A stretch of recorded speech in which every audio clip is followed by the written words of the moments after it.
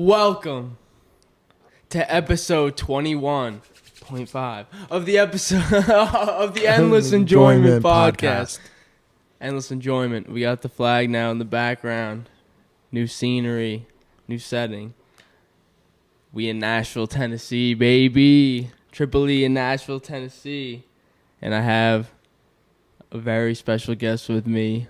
The new co-host of the podskeee, Kevin Liss. Welcome.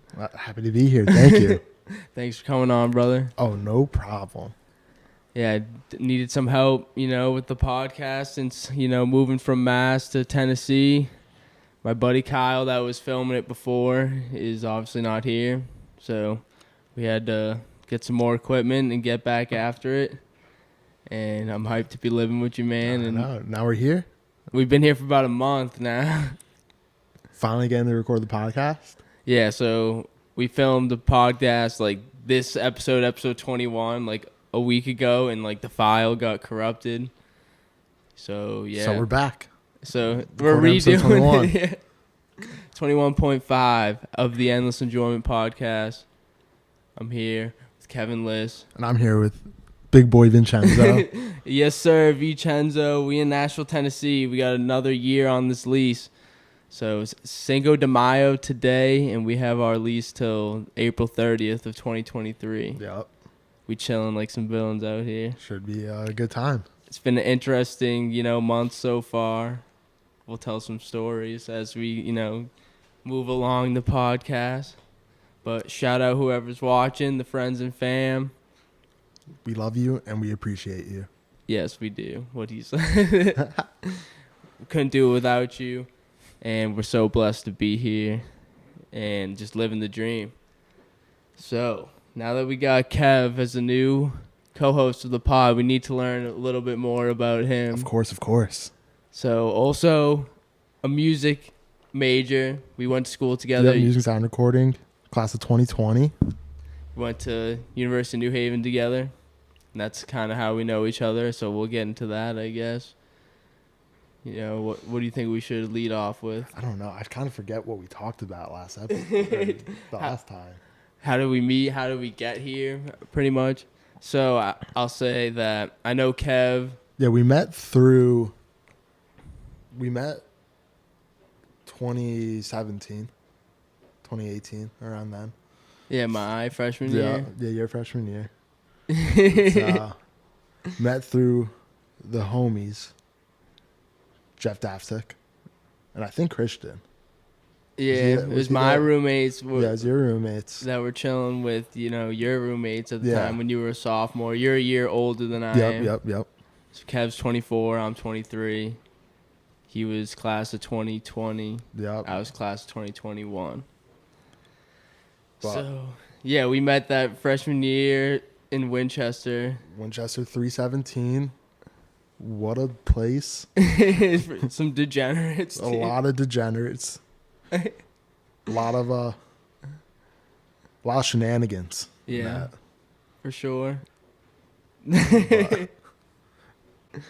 So then this man's blanking. I'm trying to think of how to. Yeah, so we met because Big Boy Vincenzo and his roommates would come to my dorm. I think it was only once that I went, actually. Like, they had gone. But your roommates, pretty frequently. Then, because we would just rip dabs in one of the bathrooms in our dorm because it had a window and everything, and it wouldn't set off any alarms, it wouldn't leak any smells. And, dude, looking back, it was so sketchy how we would just pile like 10 people in like a 4-foot by 4-foot bathroom. We had to repaint that place too, which is wild. Just because of all the fucking like residue from butane and oil. Remember you saying that? But yeah, it's Cinco de Mayo, the day we were filming this. So we're enjoying some Coronas. Shout out my brother Henny Beats. It's his birthday today. Happy birthday, Henny. Love you, brother. But yeah, so I was the year older, so I had the full Nashville experience the year before you. So yeah, you did the same program that I did down here. Yeah, so I did the same program, and then that was a trip because we had I had 4 professors down here because I was sound recording. So I had advanced recording 1 with the GOAT David Leonard, production with the white whale of the podcast who will be on here one day, Steve Fischel, legend, shout out, and fucking publishing with Brian Clark, and then entrepreneurship with Jay. Yep. I think Jay Coyle. Yes, sir. The GOAT. The guy. Another legend. But yeah, so I had all those same professors except for recording. Yeah, except for Dave Leonard. My dad. Love Dave. But so that was spring semester 2019. Yeah, spring 2019, my junior year. And then I went back to New Haven for my senior year for 2020. That's when COVID happened. That's when COVID hit. And I was down here. You were down here. You had the tornado, which wiped out like half of Nashville. I don't know about that, but it was definitely fucked up. We'll hype it up. But yeah, it fucked up like parts of Nashville. And then like 2 weeks later, COVID just shut down everything. Yeah, man. Looking back, the double whammy. How far we've come. Literally like 2 years later to be back here is an unbelievable feeling. Like me and you have been talking about it a lot recently. Like a lot of people said they would come back, but we've made it happen, and we're here. Because I think. So cheers to that. Cheers to that. We chilling like some villains out here in Tennessee. Yeah, so I'll look it up. I still have the group me. Still got the UNH Natural 2019 group, which had so there's 19 of us that went down to Nashville. There was 19 of you guys? Yeah, 19 of us total. Yeah, there's only 18 of mine. And then only 6 of us came back. Still a good amount from that one group. All 19 said they were coming back, though. You know, shit happens. So we got 33, a little less than a third. And then from your group, there's only, like 2 of you, right? Yeah, you and Elise. Yeah, I think that's it. But we're the ones that made it. Definitely wouldn't think that it'd be me, you know? Because, like, I don't know, I had doubted myself a lot. Yep. You know, I didn't have a lot of music experience coming into college. And I told you about that. It was like, dude, you don't even know what a C major scale is, dude. How are you going to be successful in the music industry? And I was just like, man, I always knew that I love music. And it was just something, like, I was always turning to when life got hard. I feel like, and it's something that's always there for you, even when, like, other people aren't. And you're just dealing with those times alone. Like, the hardest times of my life, music's always been there. And I just always just loved it, man. Yeah. So then to make it, like, my life and really, like, my passion, my career is, like, a beautiful thing. And just to show, it just shows that if you really love something and work at it, like, you can get better and improve. Exactly. And that's what, like, the last few years have been to me. And so, like I said, I doubted myself. Like, I didn't even think I was going to get into the Nashville program, but it was, like, worth a shot, you know? Yeah, like, you just apply anyway, because the worst that happens is what? They say no? Yeah. And then you just move forward. But we both made it. Yeah, hell yeah. It definitely changed my life, dude. Now it's, like, so far removed from it. It's, like, holy shit. Yeah. But, like, I don't know. Part of being in Nashville, too, is, like, the first time for the program that, like, I realized more was that what you know and like how good you are at music and like recording and all that, that's maybe like a third of what makes you successful, and the rest of it is just like personality, like work ethic, and just how good of a hang you are. Yeah, for real. And if you have like that aspect, the rest, the like technical aspect will catch up, and then you're golden. Yeah, as long as you're willing to learn. Yeah. And you know your place, and you know what you the role you want to play. Exactly. Which is like what Steve Fischel helped me like figure out a ton, is like I can play my position as like more of a manager and like helping out. Yep. And rather than like being one of the musicians. Yeah. And like even like Jay was big on just find out what you want to do, and and then talk to people that do that, figure out how to get from point A to point B. And then I forget his name, but how you can get done, how you can get paid, Yeah. all the different streams of revenue there are. Yeah, because I forget his name, but he taught intro to music industry. Nooner, was it Nooner? Maybe it might have been Nooner. He was like a big like Broadway guy. Yeah. Yeah, and like He was only there at New Haven for a little bit. Yeah, he was there for like maybe a year. Yeah, I took the intro to music industry with him. Did you? Because I just remember the project he had where it was like, find someone that you want to network with, and just bug the shit out of them until they respond. I forget what the project actually was, but what ended up coming out of that project, I think we had to just like reach out to somebody in the and get industry. a response. And that's how I ended up throwing my first show. Yeah. It's because what I did for that project was reach out to this guy, Mr. Patterson. Shout out Mr. Patterson. Robert Patterson? Oh, no, that's not even his name. Nah, Jermaine. We'll cut that out. Shout out my guy, Jermaine. Jermaine Patterson, the GOAT. But he used to have this venue, this little like art gallery, like with a bar in it. It was like event space, pretty much, small event space area which you could rent out. And I ended up reaching out to him. I think my buddy Joe Moran, shout out Joe, who's moving down here like in a week. Shout out Joe. Shout out Joe. I can't wait for him to be here. We'll get him on the pod too. But Joe, I think, had thrown or been a part of, and I know a couple other people that have done events there. So I reached out and ended up talking to him about putting something together. And then that ended up happening. Like that was like winter 2018, like my sophomore. Yeah, it was my sophomore year. Yeah, fall 2018 was when I. So then, like that January 2019, I threw my first show in Attleboro, Mass, at Patterson Creations, this little venue, and I did another show there in the summertime that same year.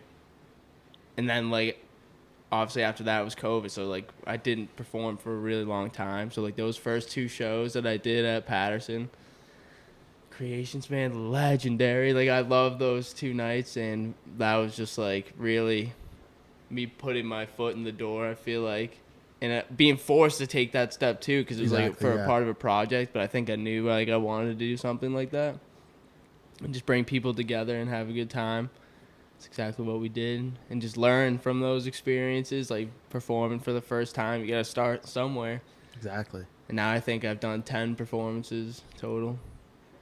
Most of them I've put on myself. Few other events that I've been a part of. It's all part of the game, growing. Hopefully this summer we'll get that up a little more. Oh yeah, we're scheming down here. I can't wait to do Got a show big plans, in Nashville. big ideas. Oh yeah. Dude, especially if Steve's cousin Sal, if he buys a house down here, like he's been talking about. True. Because he'll do shows too. And a pizzeria. And the pizzeria. With some live music, that'd be sick. Shout out Sal. Dude, I love Sal. That pizza was fire. Sal's pizza. The Sicilian.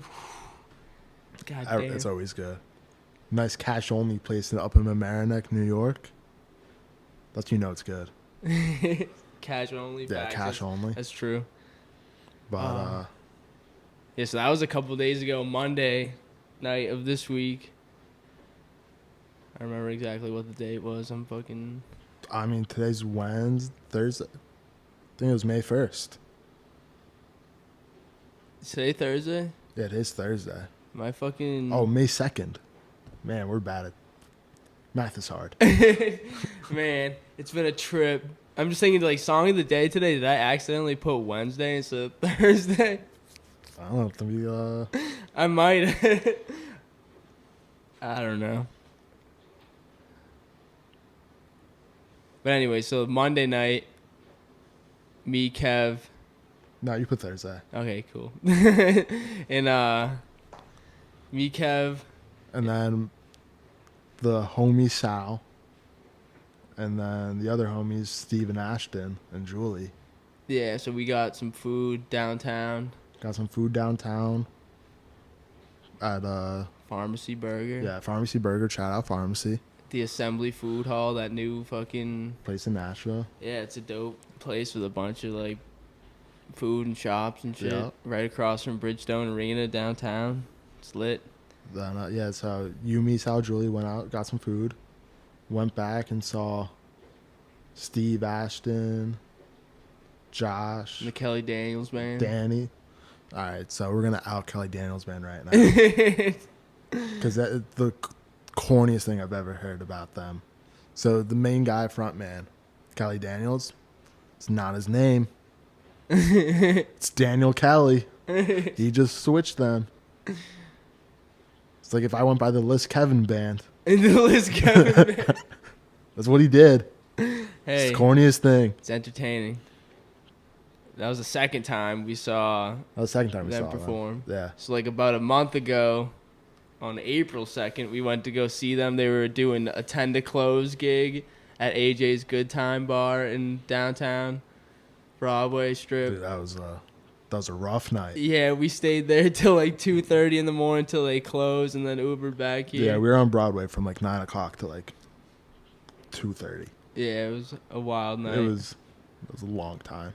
Yeah, and honestly, like, after that, we were laying low here for, like, a while. We weren't going out. We were just, like, getting the apartment together, like, getting furniture delivered, just getting this place looking nice. The flag just came in, fucking looking nice, as it should, for what I spent on it. And it's a nice touch to the background. We're going to get some more art, around it. Dude, I was thinking we can just get like a shit ton of like movie and TV show posters. Just throw it on the wall. We do what we got to do, man. I know. Make this place, like, I don't know, nice to look at. We should get a Live, Laugh, Love sign. It's like my mom was saying, like, what's the theme you guys are going for? Fucking 2 guys out of college? Like, I don't know. Whatever we can afford. Like, we don't even have a coffee table. We just got the old podcast folding table. Should we get a coffee table or an ottoman? I don't know, man. Because I think if we get an ottoman, when we have guests over, they can just like stretch out on top of the ottoman and the love seat. This thing? Yeah. Yeah, I mean, at least they could sleep on it if they wanted to. We have some guests coming down soon that will be coming on the pod. And it's going to be a good time. Yeah, we got a lot of guests lined up. Yeah, our first guest in Nashville is coming on in a few days. So that will be like a week after you're watching this. That'll be up. And yeah, I'm very excited to have that first guest come on because it's a legendary good friend of mine that I met down here the first time in Nashville. Yeah, then we got the Kelly Daniels band. Yeah, we're going to get up. that whole crew coming on. Dude, I might be going on tour with them. Yeah, that'd be crazy, man. Me and Sal, roadies and bus driver. Hey, if they need some more help, I don't know. Me and your schedules are exactly the same right now, pretty much. Yeah, except in like 2 weeks, I'm working a lot, and you took off. Yeah, you got some people coming down. So that'll be fun. Yeah, so we've been working security together. Access. Shout out. Shout out. Yeah, we've been doing, Well, I've only worked 4 shows. I think I've done like 7 already. Did a couple before you started working. Yeah, you did a couple. So I started with Ryan Upchurch, which I was just scanning tickets that first night, but like that's a weird looking crowd for that show. Yeah. Because it's a bunch of like, for lack of a better word, a bunch of hicks. But they all love weed. But they all hate marijuana laws. Like, it makes no sense. Like, they don't want to legalize it, but they're going to smoke it every day. What? Yeah, like, these people are, like, chanting shit. Like, there was a Let's Go Brandon chant, like, every 20 minutes at that show. The opener was a wild guy who, like, after every... Dude, so the other thing... All right, I hate country shows because... The opener did this, and Ryan Upchurch did this, where they would talk about the song they were going to play for like 5 minutes, and then the song would be like 1.5 minutes, 2 minutes long. And they did more talking about writing their songs than they did playing their songs. And like, you're going like and they would go on these like they would go on the same tangents too. Like the opener, after like every other song would just be like, I don't care if people say if I'm a hypocritical Christian because I always talk about my religion. Whatever I do is between me and the Lord. And then everybody would lose their minds at that. And he would just keep saying the same thing. Especially when it's getting close to the end, it's like, all right, fucking wrap it up, pal. But dude, then like that show too, like they told us that the show was gonna end at like 11. Dude didn't end it until like midnight. Just went way over. We just went way over, and we're all like waiting to go. Yeah, it's the worst, dude. You wanted to end on time.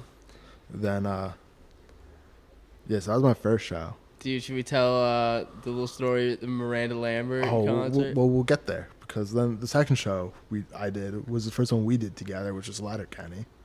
Oh, yeah, they fucking made us wear masks. Yeah, dude. that was a nice like little 5-hour gig, though. We didn't have to really like do anything.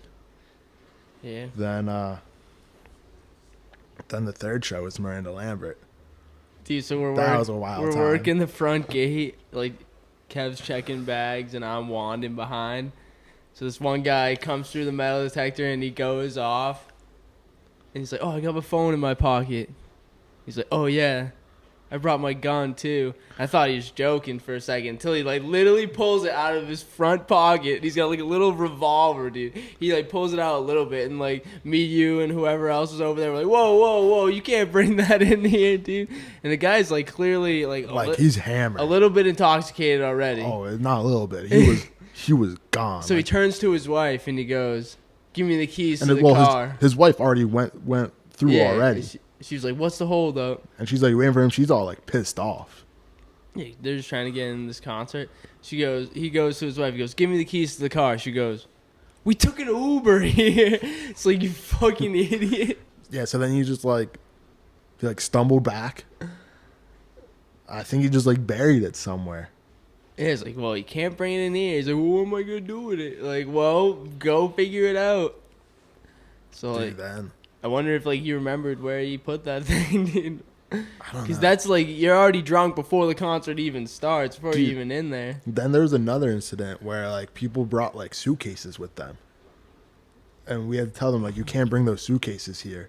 And they're like, well, what are we supposed to do? Like, we flew in from New York, went straight here, and we're flying back out after the show.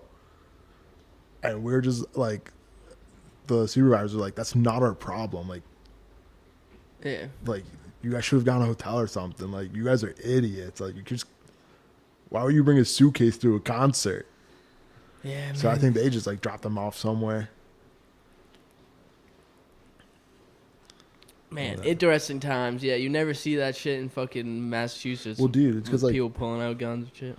Well, also though, because like I mean, post 9/11, like Boston, New York, Philly, like that whole everywhere between those like three cities, just locked down. Security. Yeah, less like I've seen like off-duty cops like accidentally bring a gun with them, and like they're not supposed to unless you're working to like be armed. But here, like everybody's carrying a knife or a gun. It's the wild, wild west. I know. Wicked Wild West. Out in Tennessee, West, baby. But yeah, so we've been chilling out here. Yeah, we've been chilling in Nashville. It's been a month. We got 12 more to go. Trying to think what else we've been doing. Well, not much. Watching a lot of Entourage. Oh, dude, we're about to finish Entourage later. Yeah, literally, we've been here for a month. We're on the last few episodes of Entourage. Yeah, we watched a lot of Workaholics, a lot of Entourage. Mostly Entourage. Such a vibe. Dude, it's a dream. Yeah, and inspiring. Just be working with your boys and like how like dramatic it is, even though like their lives are like pretty awesome. Like just like. Well, I mean, Johnny Drama's life was, dude was hurting. Yeah, till the end, he gets his. Yeah, he comes back around. But if you've never seen Entourage, my favorite show of all time, favorite show that I've ever seen. Entourage. It's up there. It's literally like my 5th time watching it. I watched it my senior year of high school, freshman year of college, sophomore year of college, junior year of college when I was living in Nashville. Didn't watch it my senior year, and now I'm watching it again for the 5th time. So, yeah. Gone through a lot. It's my 5th time watching the series completely all the way through. Because I think the first time I watched it was like sophomore year of high school for me. because my brother was in college and he was watching it. And then I think I've watched it like every other year since then. It's a beautiful show. I know. Shout out Sloan. Oh. And Ari Gold. Ari go. Ari go where? But what else has been going on? It's a good question. Trying to think. Just been really getting back into the grind of work, and I've been editing like the podcast episodes that have been released recently, 18, 19, 20. The CT episode, the one with my boys Spenny, Larry, and Hyphen, and then the one from my going away party. I just fucking spent the last couple weeks editing all those. I mean, you've released, 3 episodes down here, right? Yeah. So 18, 19, 20. Mm-hmm. And now I still got some footage from the going away party too that I was watching. Release like a recap, or even it's gonna be like pretty much. I got most of the footage from the show, so like you'll be, if you weren't there or you were there and you want to rewatch it, like you'll be able to like go on YouTube and like watch the footage from the show. Just got to edit that, and I'm gonna start vlogging again. We're gonna get the Chenzo Chronicles back on. Oh, let's go. Especially like when I get some people down here visiting, like we could do some behind the scenes of the podcast, recording music, going out. Chenzo Chronicles out on Broadway. Yeah, that's what I want to do, an episode going downtown for a night, show them what it's like. Chenzo point of view, going downtown, me getting turned up, taking Jaeger bombs and fucking. Dude, that first night we went downtown and you're like 3 Jaeger bombs, and they're like, all right, that's like $50, $75. You're like, wait, what? Like, wait, what? Yeah, what? It was all right. Yeah, dude, you guys downtown, you gotta stick to beer. We gotta tell that story from that night at AJ's.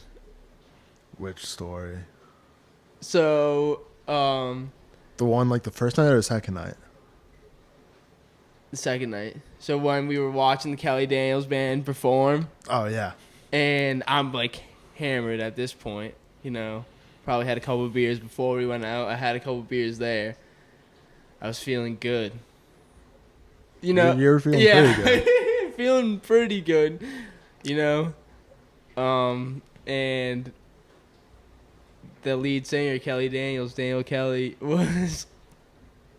Oh, yeah, he's like, whoever sings this, whatever guy in this bar sings this next song the loudest, I'm going to buy a shot. And I'm like, I'll wait to see what it is. Like, I'm pretty drunk right now. Like, I don't think I need a shot, but... Little Shania Twang. As soon as it started playing, I'm like, I got this. Dude just starts screaming. I really don't know a lot of the words to the song, which is funny because he's like putting the mic up to me. I think you got like maybe like every other word, right? You were just screaming. And he's like, all right, you're getting a shot. Then it was like 2 other guys were just like yelling like belligerently. And he's like, those 2 guys got shots. Yeah, so he ended up buying us all a shot of whiskey. And that definitely like sent me over. Like I was pretty drunk. Yeah, then you just walked outside. Handed me your beer. You're like, I'm going to go outside for a little bit. Yeah, and then I CBD joint. Yeah, I already had 2 beers in my hand, too. So then I'm holding 3. The Delta 8. And Ashton just starts calling me out. And he's like, oh, this guy's triple fisting over here. Just putting all the attention on me. And I was like, dude, I just got to chug each one of these because I can't hold like 3 beers for like that long. Man. But what a trip. What a night. So that was a night, yeah. That night and last Friday were probably the most turned up I've been since we've been here. So last Friday, your parents were in town. Yeah, my parents were in town, so went out then. So a mutual friend of mine, shout out Chase Murphy, he was performing down here. I'm like very close with one of his friends, Jake Lewis. Shout out Jake Lewis, back home in Mass. So like they're both talented Mass artists. So I know of Chase through Jake and just saw that he's performing down here. It seemed like it would be a good time. I've listened to some of his music. I really fuck with it. So it's like, fuck it, you know, I'll go check out the show. And it was kind of like a backyard house party. It reminded me of being back at college. Back in West Haven. Yeah. West Haven locals. Those, you know. Dude, shout out West Haven locals. They are a different breed of weird. Dude, the shit you see in West Haven, people running across the street and shit. You see a lot of that here, too. Dude, I think like the worst experience I had with the West Haven local was, so it was at my house senior year, 1058 Campbell. What a place. And you know how like it's where I think we had a couple shows there my senior year, but you weren't really around then. Yeah. But, like, it's like the house on like the corner of like Terrace and Campbell, has like the giant fence, and it's like the White House. So we would always have one spot like parked on the like little gravel rocks on the side of the house. So I parked there after going to like ShopRite, and I'm getting like groceries out of the trunk of my car, and it's like old West Haven local that I think he might have been homeless. I'm not sure. But he like pinned me in the corner there, and he's like talking to me, and I was like, I can't just like walk past him because I have like my car here, I'm here, and he's there. And he just starts talking to me about being a veteran for a while. I was like, literally my like whole house too is like looking through the window watching this happen. Nobody comes out to help me. Just watching it. Yeah, he's like starts asking me. He's like, "Oh, what kind of brand of water is that?" And I was like, ShopRite. Cheap kind, yeah. Fucking... Kirkland. But so, anyways, that show that I went to brought me back to college. You know, they had just like a little stage set up in the backyard, tiki torches. They got a keg. I'm like, I don't know how many beers I had. Did they charge for the keg, or was it just like? No. Dude, that's wild. I think there's just like you bought tickets to the show, you just drink. Oh, you had to buy tickets? Yeah, it was like $10, I think. Oh, that's not bad. Or 12 at the door. I bought it online though. So yeah, it was a great time, opportunity to just meet people my age and network and have a good time. So like shout out everybody that I met there. Definitely gonna have some like people coming on the pod. Some of the performers there, all the performers I saw that night did a great job. It was a great time, great vibe, great music. Just like, you know, just meeting some cool people. We were hanging out, flipping some burgers and shit, and it was a vibe. But then I was hurting like Saturday, Sunday last week. Dude, I felt so bad too because the night after that, like my parents came early because we were going out to like breakfast, going out to lunch with like family and stuff. Yeah. And like I think we woke you up, and I'm no, you didn't. I was up hurting already. Yeah. Like I was. Okay. They were like, but the thing was though, I was trying to smoke weed so bad, and I was waiting for you guys to leave. I was like, the second your parents walked out that door, I was smoking the bong outside. Yeah. I literally, it was almost getting to the point where it was like, I was just gonna say, I'm sorry, I have to fucking do this. But luckily, like the second time I came out of my room, you guys like were watching the draft, and they were just like, all right, after this pick, we're gonna go. And I was like, hallelujah. Yeah. No, your parents are great people, and they. Dude, the funniest though is like you came out like, yo, you have any Advil? I was like, yeah, I got you. Dude, I was hurting. That's why I was like, oh, it's bad. Chugging Gator Light, dude. Well, I don't think we had Gator Lights at that apartment that weekend either. Damn. Well, I ended up buying some. Yeah. What show did we work? Oh no, I worked. You were 9 Inch Nails. Yeah, 9 Inch Nails that day. God damn, yeah, I was not ready for that, but it was all right. Or no, I think it was Jack White. You're right. It was Jack White. Yeah, I did Jack White, then 9 Inch Yeah, Nails. because then Sunday you worked 9 Inch Nails, and I worked Jack White. And I was just chilling on stage. Damn, I powered through that weekend, dude. Dude, I was on stage the whole show for Jack White. Because they had me in front of the... you were there until like 2 a.m. Dude, yeah, so I'm like about to call out that day anyway. Because I was like just with... You know, just a lot of like eating and drinking like the last 2 days beforehand. I was like, I don't feel like going to work.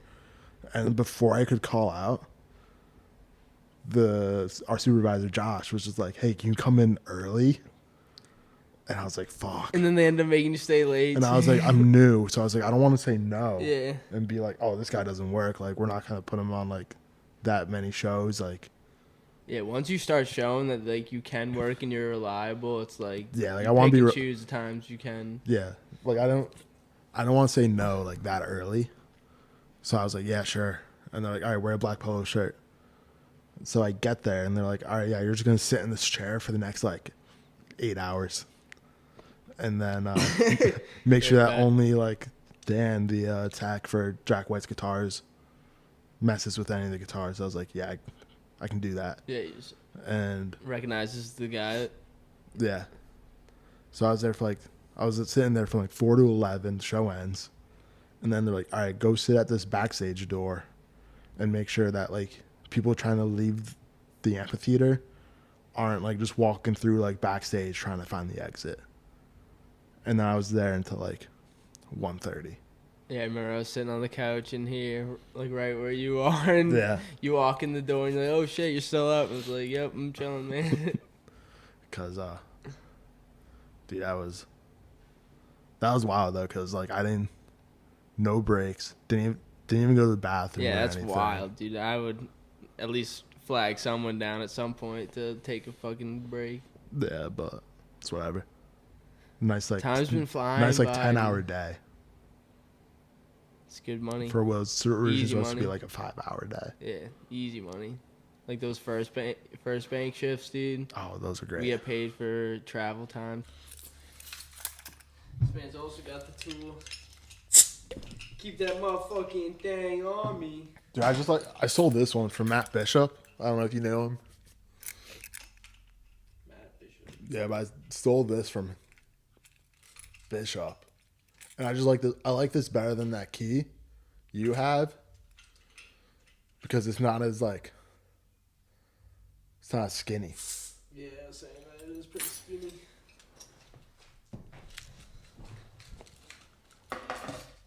Limes for the boys. Cinco de Mayo. Shout out my brother Hennessy. Trees and Hennessy. Song of the day today. By your boy.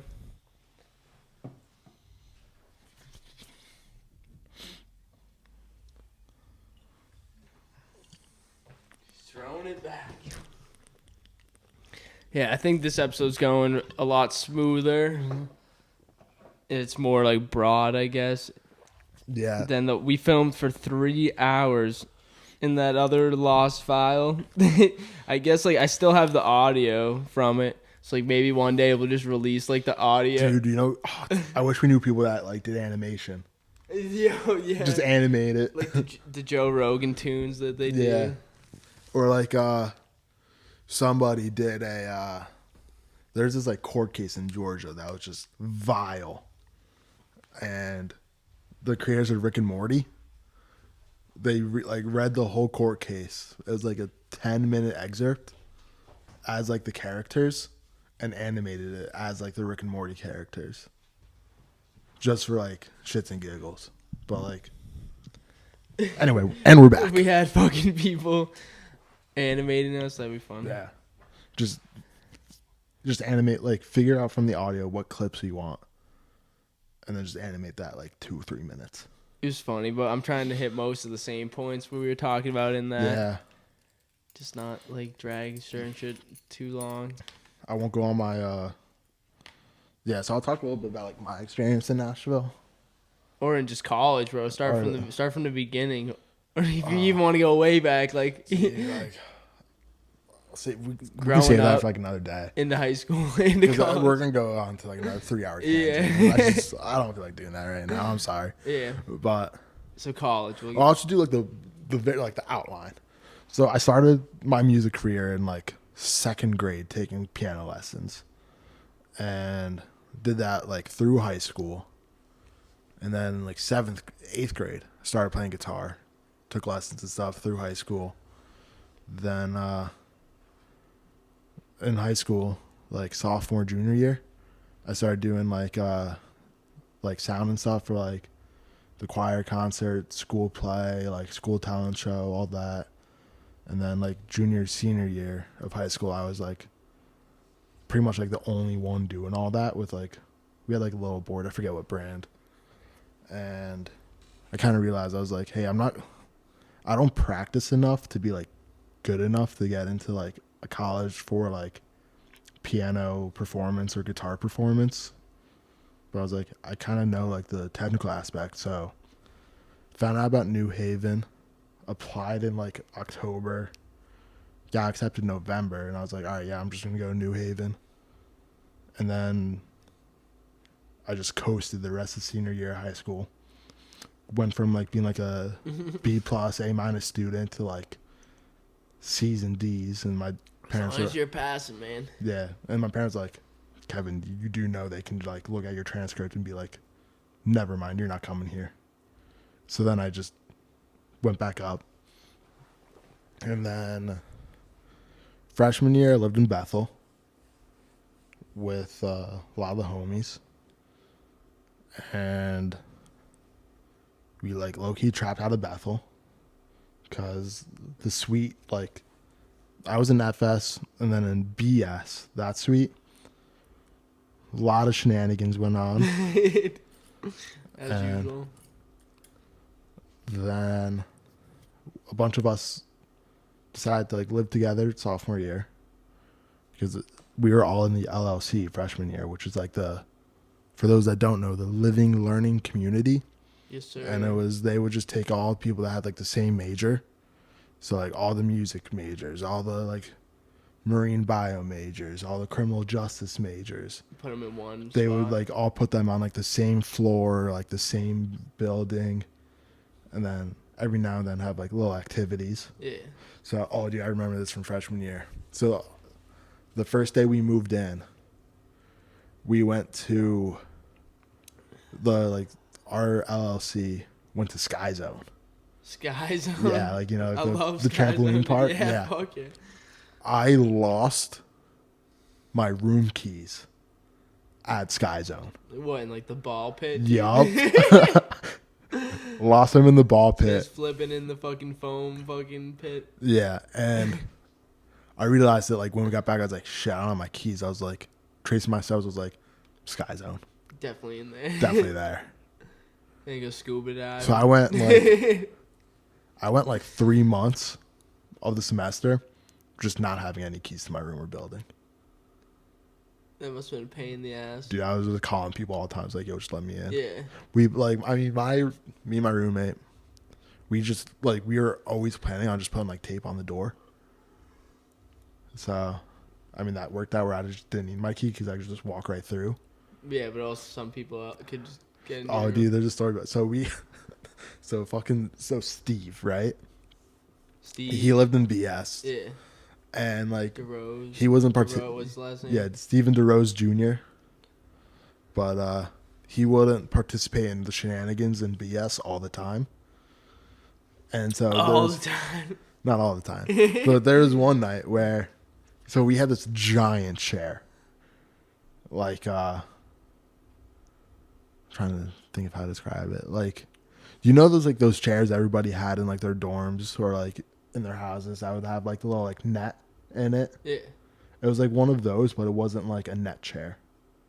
It was just built like that.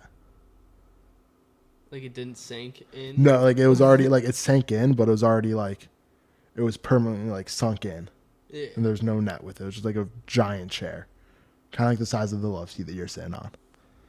Anyway, one morning, me and Jake, my roommate, we wake up. Steve's just sleeping in that chair. We didn't even, like, he just walked in our room and just fell asleep in our dorm. Classic. Just That classic. reminds me of like one time in Gerber, my freshman year, like I was also part of the LLC. Yeah. And Jeffrey was living like down the hall from me. And I guess he got locked out of his room one night and he just fell asleep on the couch in the common room. Yeah. Dude, that happened there's one night where it was like, freshman year, like I would always do my laundry at like 1 a.m. because that's when like all the washers and dryers were open. Yeah. And there was one night where I like had did my laundry and everything. I got locked out of like my suite, and I just fell asleep in like the Bethel common room. Cause I was like, it's like 3 a.m. I'm trying to get calling my roommate, calling other people in the suite. I was like, yo, just let me in. Like all the RAs like were off duty, and like nobody was waking up or anything. So I was like, I'm fucked. But I can't wait to have Jeffrey on. Like me and that guy have stories. Oh, dude, sure. me and Jeff have stories. There's a lot of Jeff stories. He'll be coming soon enough. I'm so excited. We're starting a brand new chapter, Triple E in Tennessee, baby. This is episode 21.5. Maybe you'll get to hear episode 21 sometime. Triple E, we gotta get the LLC going too. Yeah, that's like next on the agenda for sure. I was talking to one of my buddies, B Needs, shout him out, But about doing that. yeah, so like freshman year, I lived in Bethel, took like like the standard classes, everything. Sophomore year went pretty much the same, but it was like, so my sophomore year I lived with like me and my roommate from freshman year, we stayed living together. Which Then was Jake Good. Then we brought in Steve DeRose. yep. Then the people that lived next door to us in our suite, Jeff and Noah, and Ken, Psychic of Orange. Shout out. Shout out Ken. Then we got a suite in Winchester, 115. So it was like the first floor right across from the elevator. In that first semester, like things were going like, it's a little frustrating at times, but like things were going good. Then that winter break, we got an email like a week before we had to move back in that was like, hey, there was some flooding in your suite. You should be able, everything should be fine for you guys to move back in though. And then we're kind of like, all right, well, we had a lot of stuff on the floor when we left. So we'll be interested to see like what got damaged, what didn't. And then 2 days before we're supposed to move back in, they're like, hey, the water damage is a lot worse than we thought. We're splitting you guys up and moving you to Sheffield. And they put us in like 2 different like triple dorms. So it was like me, Jake, and Steve in one triple, Jeff, Ken, and Noah in another triple. And we came to find out that over winter break, there was a pipe burst on the 4th floor of Winchester. And it was in 415, like there's a pipe burst. And all the water from that was just pretty much going through the building and just puddling up in our suite. And there is like pretty much like 7 inches of water just in our whole dorm. You get a lot of shit ruined. Oh yeah. So like Noah, he had probably like 4 milk crates of like records. Damn. And like half of them though were like, or like maybe like one of the milk crates was like all like original pressings. Do they insure limited that editions. shit, dude? They ended up reimbursing us, but it took us like 2 months to get that going.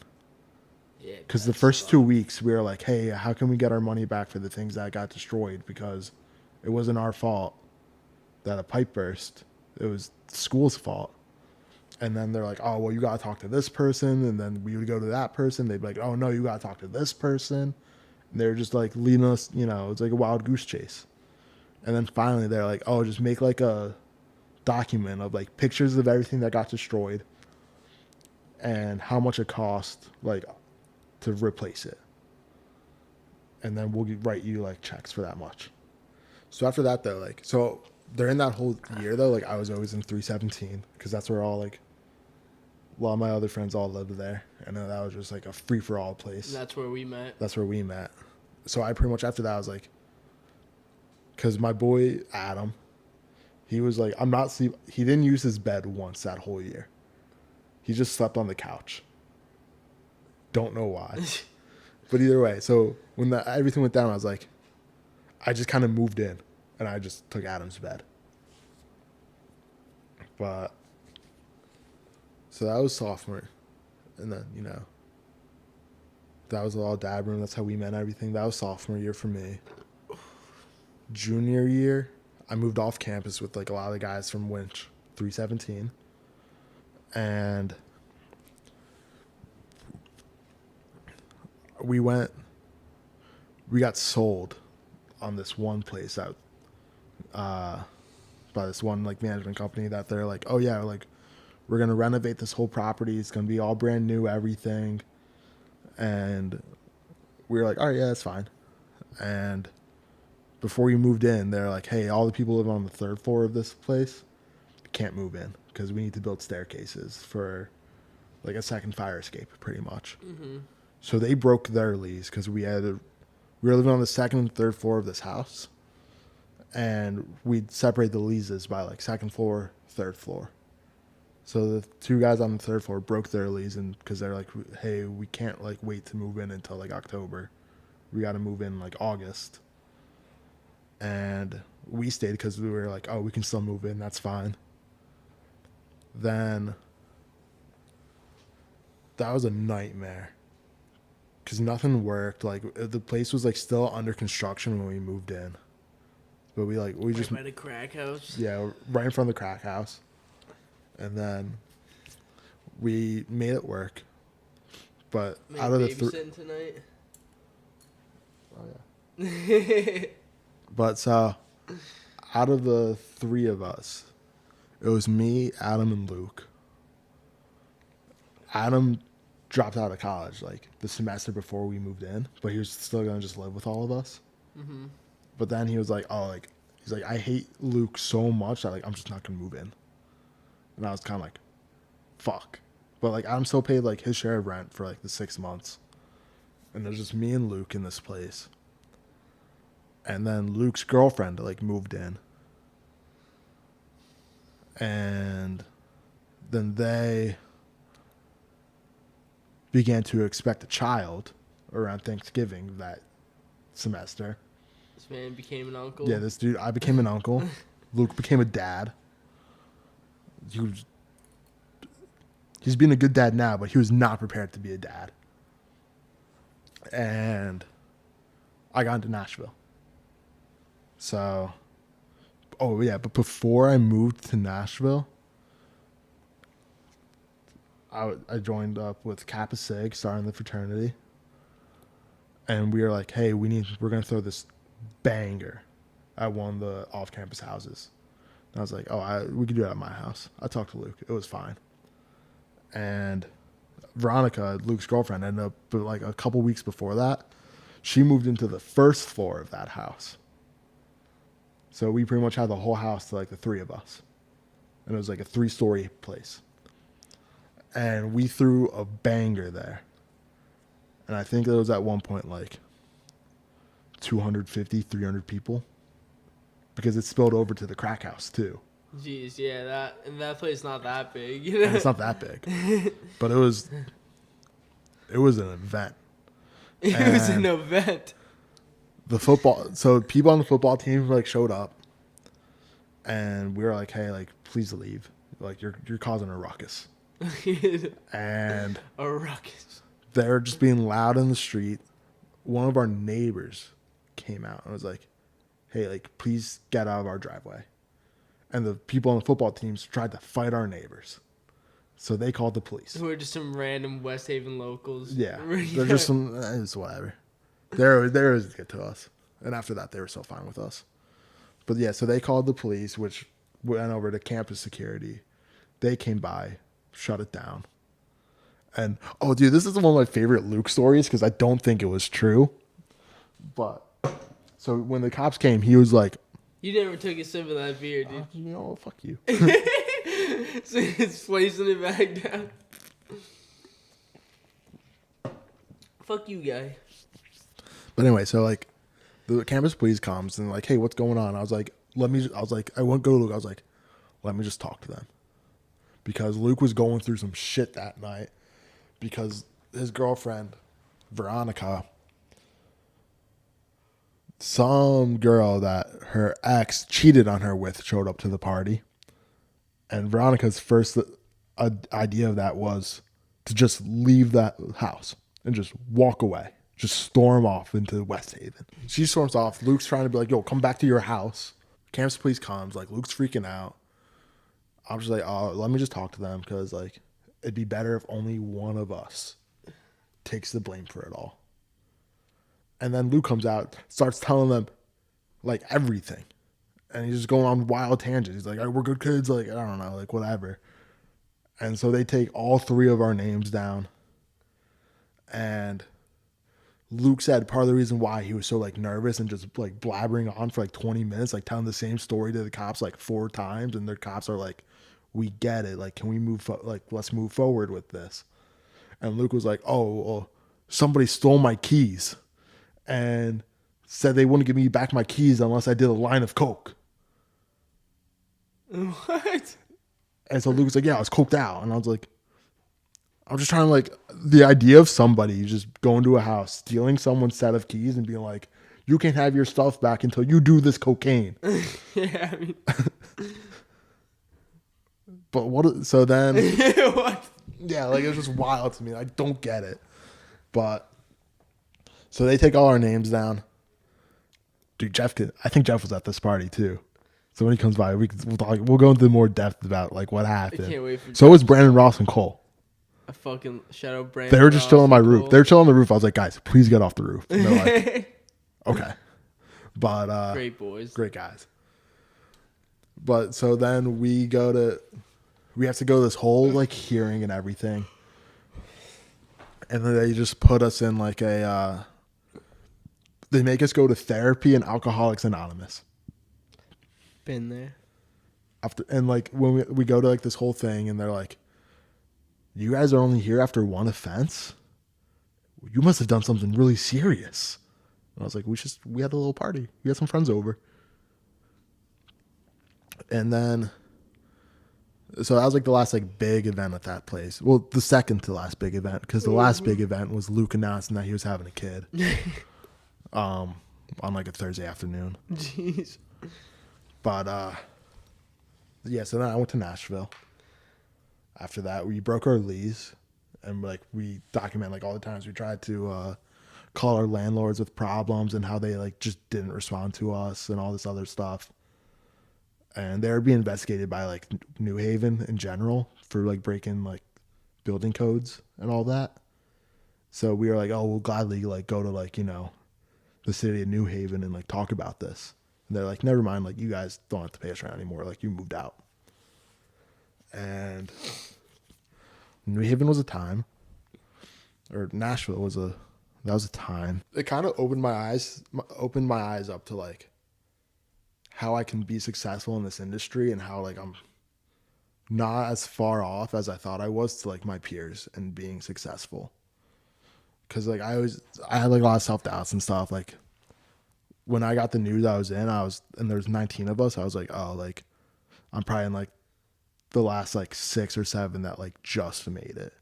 Cause I was like, I wasn't as involved in like the other clubs. I didn't have like, I had a solid GPA, but like other kids had better. But then like I kind of realized it's like, oh, like now like I actually was meant to be here. Like I belonged with this group of students. And I mean, we had some great guest speakers, like a lot of classes and situations in the classes that kind of like made you grow up. Like in my production class, like that Steve almost got rid of the project for, because we had a lot of egos in our group for this project, where it was to make a cover song, make an original song at Blackbird. And we had a lot of egos that clashed. And like there were a lot of tears involved. And it was like me and like another 2 people that like we were kind of like, hey, like let's just be like mediators for this whole group, because if we're not, like nothing's gonna get done. So that helped me grow up and realize that like, hey, like just because your idea like didn't hold up to the rest of the group doesn't mean that like the whole group hates you, because that's how some people felt in my class. But ended up being pretty good. I'm trying to think of like what else happened in Nashville while we were down there. I mean, you got the full experience. Yeah, we got because the whole thing too for me was that was 3 years ago for me.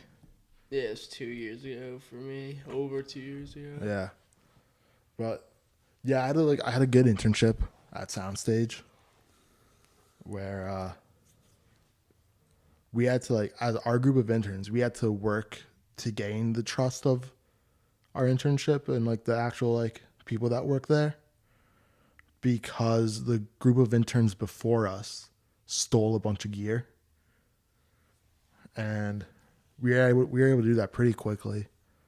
And like Soundstage, I think, was like a perfect internship, just because So it was like a 2-floor building in Music Row. The first floor of it was like all the studios, and it was like kind of like a little like studio, kind of like Studio C at New Haven, where it was like just a little booth and like a room. Then like 2 like big studios. And the second floor of it though was Black River Records, which was a whole music label that originally signed like Casey Musgraves and had like a lot of like up and coming. It was like a Christian label, but they were owned by the Pagula family that owns the Buffalo Bills. But so we got to do stuff too, like not just for the studio, but for the label as interns. So I kind of got like, it was like a mix of industry and recording, which I thought was awesome. And what else happened? Trying to think. What comes to mind though is one of the guest speakers I had during my experience in Nashville said one of the realest shit I've ever heard, and it stuck with me till now, was that if you would take any amount of money to like stop making music, like just leave right now. And it stuck with me right then. You couldn't pay me any amount of money to stop doing what I love to do. And that's what it really showed right there. It's like, I love this shit more than anything. And I have faith that I'm gonna make a ton of fucking bread off this shit. It's gonna be more than the fucking $100,000 of loans I'm in right now in debt. You know, I just have faith. I'm gonna be spending 100 racks in the club one night, dude. You know what I mean? Yep. Big boy Vincenzo. Big boy Chenzo balling out. Vinny just Chase. having that attitude and just believing and having faith that, you know, shit can work out better than you can imagine. And just playing your part and just being a person and just sticking your flag in the ground. No pun intended. Just being like, what up? Like, this is who I am. Exactly, I'm a part of this industry, whether you like it or not. And I'm going to find a way to be successful. Exactly. That's the mindset. That's the goal. 'Cause success is what you make of it. And I honestly, in a lot of ways, feel like I'm already successful. You know, being down here, just living the dream. But I need to take more responsibility and just continue to create the life that I want and be able to help all the people that have helped me get to where I am. Like, I want to retire my parents early. I want to buy my own house, pay my own bills. You know, not that I don't already, but like I do have help from, you know, my parents are very supportive and just thought, you know, that this experience was great for me at first. And I got robbed of it, you know. Yeah. Being here and having really only half a semester before COVID changed the whole world. And then, you know, just to be back here 2 years later, shit that's happened, the music I've made in that time, it's like, holy shit, man. I feel like a brand new person, but still the same, you know. We're back where we were. It's jogging memories, like just driving around the city, dude, and just being like, holy shit. And we're here for good this time. I'm not getting robbed of this experience. Because that's the thing. It's not like, you know, I've said like a couple times since we've been down here that like when we were here originally, like for school, it was like, hey, you're only here for like 180 days. And there's like all this pressure to be like, we got to do something important every single day. But even then, it was like we thought we still had time. Like in my case, like we would be like, oh, we went to the Gaylord Hotel one time. We're like, oh, we should like stay the night here and like just ball out, you know, and have a good time. We ended up being like, no, we'll come back like April. We'll come back during spring break, and then we couldn't because it was COVID. You know, so like we blew that opportunity. It was like a matter of I was glad that I actually did do a lot of shit right at the beginning and spent a lot of money because not a lot of us. You're glad you spent a lot of money? What? You're glad you spent money? And had those experiences though, because I mean, you know, like my roommates and stuff, like they would be like holding back on certain things, but we'll have time to do this later. You know what I mean? Yeah. And then we ended up not having that time. Yeah. So because I know, like for me, like because that was my senior year, and it just like ended on like a Wednesday. Yeah, just randomly you were just like, oh yeah, by the way, your senior year's over. Like this stops here. Dude, like I know, like I lucked out though, because like it was like a Monday or Tuesday, or like one of those, like it was early in the week, where they're like, hey, like no more classes on in person, like you guys can, like don't come back to campus. And that the weekend before that though was like we had our senior trip to Mohegan Sun. We had like there's like one last like show for Mike, and just like it was like last like full weekend, and there's like actual stuff going on At least you got to do those. that we were like so close to like missing out on. Yeah, which is good that you got to have those experiences. But man, yeah, I mean, now it's all about like just living in the present moment and making the most of what we have, and we have a whole year here. Exactly. That I don't think I think everything's opening back up. We're getting back. I think it's like pretty much open back up down here. Yeah, so it's like I do want to make the most of it, and like that urgency is not necessarily there to be like, oh, we got to do all this shit, because we have the whole next year ahead of us. We have people visiting, so it's like if we want to just lay low and work when we have to, and just like we've been laying like, pretty low since we got here. Yeah, well now it's like we can lay low, and then when people visit, ball out. Yeah. And then recover for like a week, because we're getting older. Facts, dude. I'm having multi-day hangovers. That's never a good sign. We're having a good time, though. Just smoke some more weed. I need to drink. Just mix in more waters, I feel like. That's where I... Every 3 beers, have a water. Yeah. Sometimes I'm good with it. Sometimes I'm not. But anyways, we're having a good time out here. Yeah. And I just, honestly, unbelievable to even be here. And obviously, like, we're just talking about so much shit. Like, I'm... Yeah, right. Yeah, so I'll just keep talking about my experience. I would say, listen to you though. It's like, dude, we go on for hours of talking about all the stories we have from.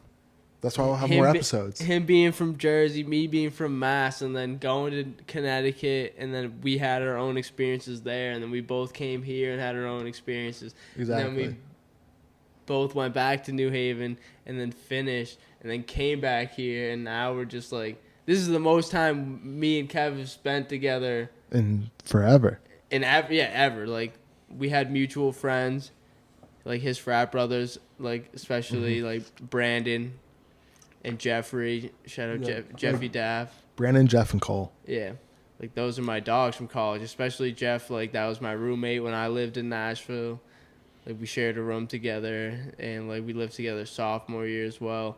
Like, that's my dog and his frat brothers. So it's like we had mutual connections and hung out several times during college, but, like, we were never close. Like, we've been... Yeah, it's never like, oh, let's go hang out. It was always just like, we were just around the same people. So I guess that's what we could talk about, too, is, like, how we even got here. Yeah, because it was all homecoming. It was on... Yeah, that's what I was It was like you, me, and Jeff were talking about, hey, we all want to go back to Nashville. Drinking beers, and we're all like, we all want to go back to Nashville. And then, that's where I was serious about it. I was dead serious about it, and it was like me, Jeff, and a few. And I was serious too. And then like it was like a month later, I reached out to Jeff. I was like, "Yo, when's this Nashville thing happening?" And then Jeff was like, "Oh, I don't know if I'm doing it, but Chenzo is definitely going."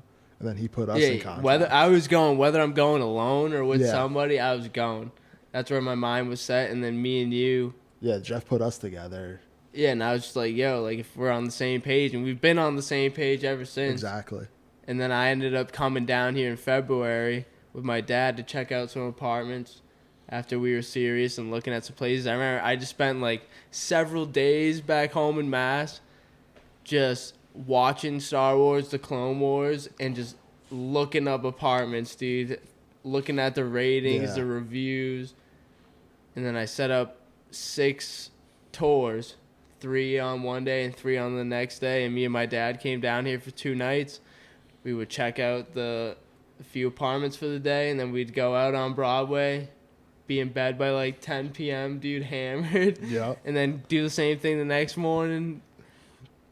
Yeah, and just to... Did you guys fly down or drive down? We flew.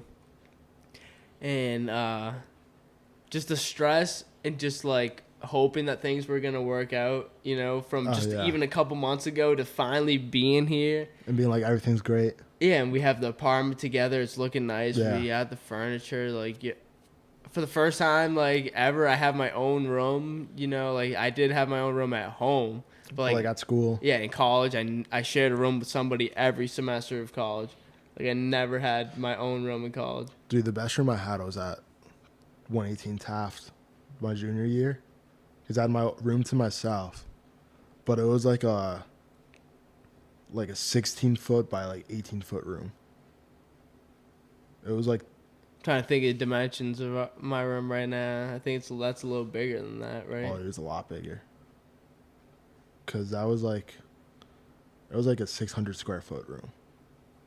Which is like half of this whole apartment. Yeah. It was awesome. Yeah, this is like 1,100 square feet. It was like the size of like our living room and kitchen. It's a good amount, yeah. Yeah. But, yeah, because I had that. Then my senior year, well, at New Haven, at Nashville, like, I had my own room then. Right next to Rockies. Rockies. And then... Fire. Best wings in town. Then senior year was me and Rakanati, like... Zach Rag. Yeah, we shared, like, a U-shaped room. So we just, like, split... We had, like, 2 doors going to, like, the same room. And then we just, like, split it down the middle. But... You get Zach Rack on the pod. Dude, I think Rack said he's going to come in, like, July. That'd be dope. I was talking to him, like, the other day. Yeah. Him scheming. him and Monahan. I don't know who that is. Maybe I do. It was his boy. I think he had... What was his gram? Later. But... Yeah, dude, it's been a wild time down here. I know we've been here for a month. Time's flying by. And it's just like I'm trying to enjoy the present moment and working. I'm working on a lot of new music. We're working on the podcast. Just working, you know, trying to make money and pay the bills and just... Dude, Chilling. I don't know. I'm very excited for the future, and I guess that's where we can get to next, and then obviously we can talk about, you know, we'll have plenty of time. Like, we're gonna be here for the next year to talk about whatever other stories that we got. So I'd rather just like end this episode soon. Yeah, so let me just go to the bathroom and then I'm gonna grab a beer. Yeah, we'll do a little wrap up. Piss. Skirt.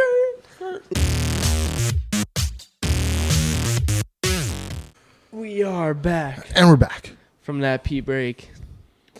All right, so wrapping up. Yeah, I wanted to... Yeah, I mean, there's plenty we can get into, but... We have a lot of episodes to just get into it. Yeah, so let's keep this more about you. All right, yeah. Would you consider yourself an engineer? Yes and no. Cause I went to school for engineering and everything, but like after Nashville, like I came back, I did my capstone at Newett in West Haven. Recorded the Ugliest Americans debut EP, Operation Paperclip, but I also like started working as a promoter at Blue Horse. Oh yeah. And I was just like booking bands for this bar, getting some money, and then pandemic hit, and I just started working for my dad, and so like I haven't really done like much like engineering stuff in like a year and a half, 2 years, but I'll put you back to work, dude. I don't know, dude. I have everything set. I have everything like set up to like get back to doing it. It's just like We just gotta get after it. yeah, I just haven't been like back in Jersey. I just never really had the time. And when like I was able to, like me and my friends, like we would just like be doing other stuff besides music. And then but now I want to get back into it. I want to get more into like the like production, like producing, like promotion, like that aspect of the industry. Cuz I feel like especially naturally, I feel like other people have better ears than I do for like engineering and all the technical stuff, and like I'm a little rusty. But I feel like I can do like I feel like I could be like what Turtle is in Entourage. Just planning parties, promoting, getting word out there. Yeah, which I love doing that shit too, Yeah. man. But even as like someone like me as an artist, like, But we need to get something put out there. yeah, I mean, I could use your help, man. Just Yeah. getting back into it. Like, we could record some covers, like vocal covers. Mm-hmm. We could try making some beats that I could rap over, or Exactly, yeah. I already have a few songs ready to record. I just need someone that can mix and master, man. That's Yeah. really. Dude, I gotta make like when I make beats and stuff, I gotta figure out like a name. Like produced by. Yeah. A producer name, producer tag. Yeah, I gotta come with a tag. We'll get there. That can be, yeah, it can be a struggle, dude. I know, like, some people have. Because, like, when you came with Chenzo, like, how long did that take you? Man, well, it's a good question. I mean, originally I went by V. That was it. Yeah. When I first started rapping.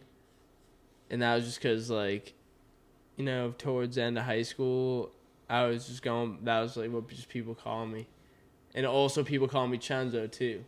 Like, I just liked V at the time. But then at a certain point, like, when I started putting my music out, within, like, the first few months, I just realized, like, you know, that's very, you know, that could be anybody. You know what I mean? There's just one letter, you know? Yeah.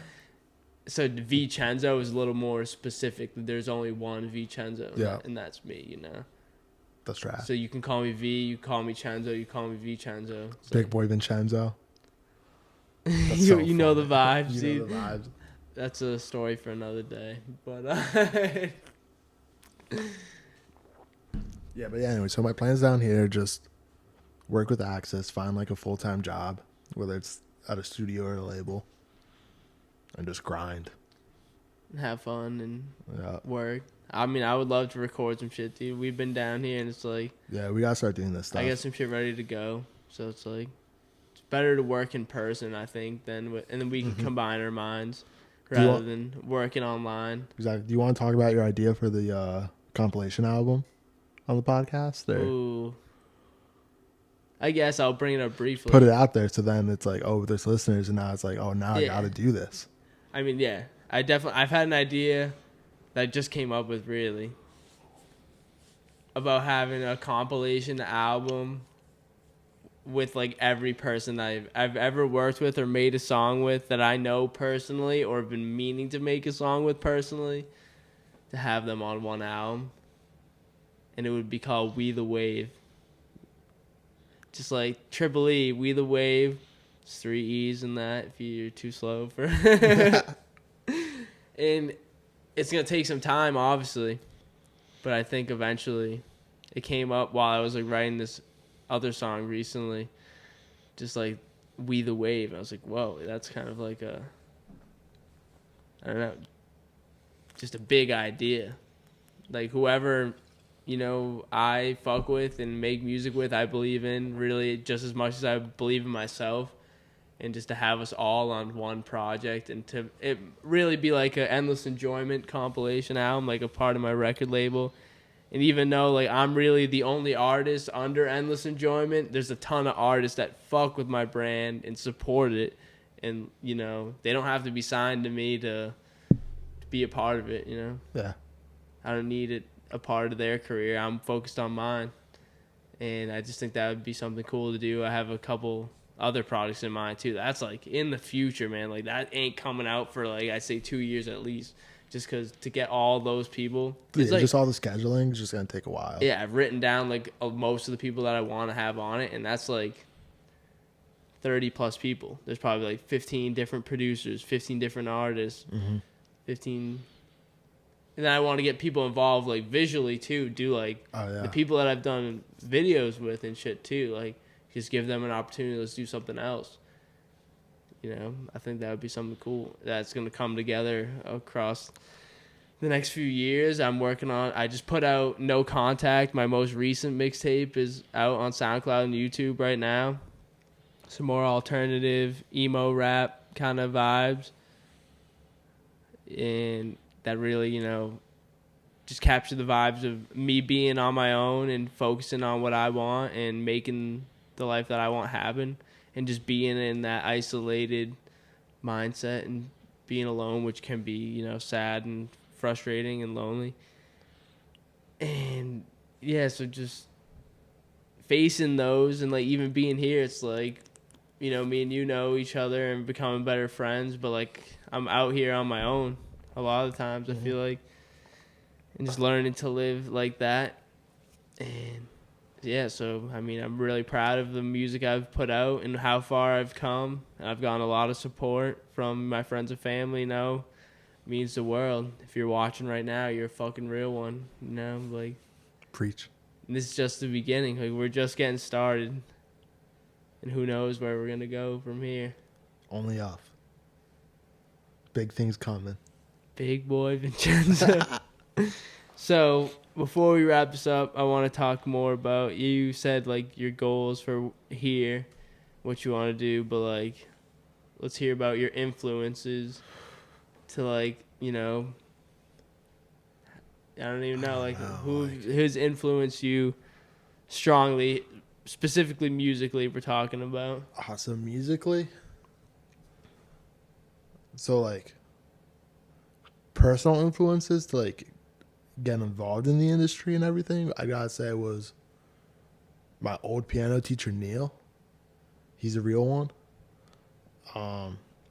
He was my like from like third grade to like sophomore year. He was my piano teacher every week. Then, and he told me about like my whole family. He was big on like family trees and everything, and it was like he low-key put a lot of pressure on me because like I took classical piano lessons for like 10 years, and my teacher Neil, his teacher's teacher, like going all the way back was, I don't want to butcher the name. And like, yeah, it's Franz Liszt. And it like all comes full circle for me, especially because my last name is Liss. And it's literally just my last name with a Z and a T at the end. Yeah. And he was like a big time like Austrian composer. Made a lot of cool shit. Wrote a lot of cool shit. But so he was like one of my bigger influences because he was like, that was like my first like experience with music. And then other influences would gotta be Chili Peppers. nah, in high school, like one of our teachers, Mr. K, who he taught like theory and everything. Theory. He was in charge of the marching band, in charge of like, he was the jazz band director and everything. And he was the one that kind of like, he got me involved with doing like the play and everything, doing like sound. And he was the first teacher to be like, oh, hey, there's other avenues to doing music than just playing. And he's retiring this year too. It's wild. But You're getting old. I don't know, we're getting older. Then like just from style, like stylistic genre and like writing influences, gotta say it's definitely the Chili Peppers. Been listening to them since I was like 14. Then probably like Sublime. Listen to all their, like they're big on like having like bootlegs and like just like raw uncut like demos. And that's something I always vibed with, just because like for me, like this is also going back to Nashville. We had Brandy Carlisle as one of our guest speakers. And one of the things she said that like stuck with me was that the best music is always like music that has rock and roll moments in it. And rock and roll moments are the first time you get that take right. Or like the first time you play something through, the first time your idea comes to fruition. And like the best albums, the best records are all just like, hey, we got this take right for once. Like, doesn't matter if it's perfect. It's good enough. The emotion's there. So we'll use it. And it's not like, you don't need to be overly technical, overly perfect. It's just the feeling. And like, the so attitude. the attitude and feeling, the emotion. letting it come more naturally. Yeah. Like And once you have that shit like down. Yeah, and I always felt like demo tapes always had that more than like the final product on a lot of like records. It's interesting, man, because I definitely like personally I do this. I do both. I do a demo take of a song, and I do, the final draft. And I really think the demo gives me an opportunity to flesh out those ideas and memorize. Yeah. So then when I do record the final product, I can give that emotion and attitude in a song. Yeah. Because I don't know, like for me, it's always like the demo tapes have like that, like, I always hear like the excitement with it. That like for some stuff, like especially like pop music, like you have vocal comping and you're like going to like the syllable, going through like 100 takes, be like, oh, this is the better one. And it just, you can make like, it just sounds and feels like manufactured. Like it's not as authentic as it could be. But so yeah, definitely Sublime for like just that aspect. And then I would say like Fish and King Gizzard for just the whole King Gizzard. Dude, there's just the whole communities around it. Like especially Fish. Like the Fish community is so accepting, so welcoming. Going to the show is just like, it doesn't matter like if it's your like first show or your like 170th show. Everybody has the same excitement. It's all the same, like nobody's like a snob with it, being like, oh well, like I'm a bigger fan, like I know more about them than you do. It's like we're just here to have a good time. Yeah, everybody's there to have a good time, and it's always like the veterans are like, oh, like, hey, let me show you the ropes, like let me welcome you, like everybody welcomes you in with open arms, and it's like a sense of community with it that I love. And it's honestly the same with King Gizzard, where like they're even big on just letting fans record the shows themselves and just put it out there, and they don't do like any copyright claims or anything. But I feel that in Nashville too. It's a very strong sense of community down here, and that's why I wanted to come back. Yeah, like I didn't really get that sense in like Jersey or like even Connecticut. Like West Haven scene low-key had like, it was very much like, no, we're doing this way, and like if we were doing it some other way, like we don't like you. And it was fun. I mean, it was fun though, but like I didn't get the community aspect of it. I mean, yeah, this is a whole city, like Nashville's a big city. It's music city. It's just a whole different vibe out here. Yeah. And I'm lucky to know the people that I do know down here. I can't wait for you to like see the guests that we're gonna have on the pod. Because that's the other thing with the city too, that like everybody, like even the Uber drivers, they all play. They all have their own music they put out. Yeah. It's just every waiter, every driver, everybody. World. That's awesome. I love it here. Yeah, I can't believe we're here, man. So that's like the goal is to be just like do what we want to be doing and have fun with it, and eventually we have enough time to really focus on what we want to be doing. Like my dream personally is like to just support myself, my family, and do what I want to do, which is spend time with my friends and family that I love and make good shit from it, like music, content, movies, podcasts, fucking whatever the fuck it is. Let's just have fun with it and just create more time to do those things. Yeah.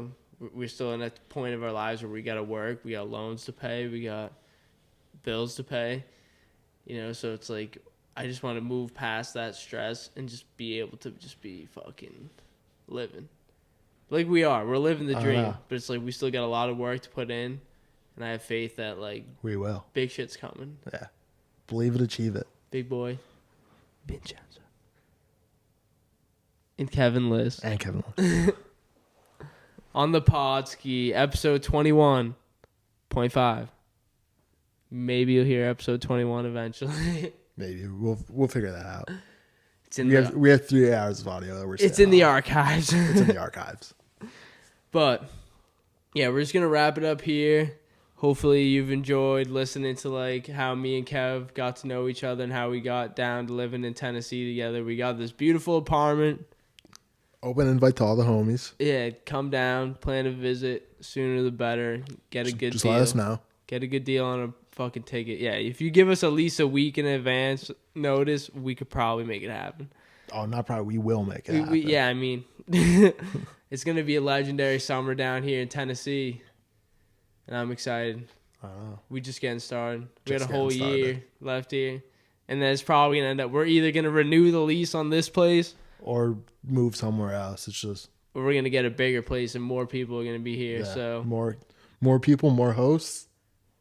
Only I don't know. Maybe it'll just be me and Kevin. Yeah, and then we'll just probably, have more frequent More guests. guests. Yeah, but it's me and Kev from now on the pod, and we got some surprises coming soon. Got a lot of stuff lined up for the pod. Oh yeah, it's gonna be interesting. I'm gonna start vlogging again, and I got some new music coming on the way. Me and Kev got a collab on some shit. I'm excited. Like, Dude, I'm very excited. it's a blessing to be here. I'm so grateful. We on a motherfucking winning streak, baby. We're about to fucking finish watching Entourage, watch the movie. This has been the Endless Enjoyment Entertainment Podcast. I'm your host, Kevin Liss. I am also your host, Big Boy Vincenzo. We'll see you next time. Thank you. Enjoy. Thank you. Enjoy. Thank you. Good night. Good night. Enjoy. Beautiful. Oh. Dude, I swear, if we lose this footage, I'm gonna like kill myself. There's a door. If you wanna go, then there's a door. No, I'm not gonna hold you up. No, I'm not gonna hold you up. Hold you up if making this work is a force.